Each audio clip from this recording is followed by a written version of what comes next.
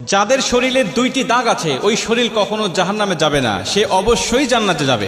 হাদিসটি সহিহ তিরমিজির 1669 নম্বর হাদিস এবং সহিহ আত-তারগিবের 1376 নম্বর হাদিস।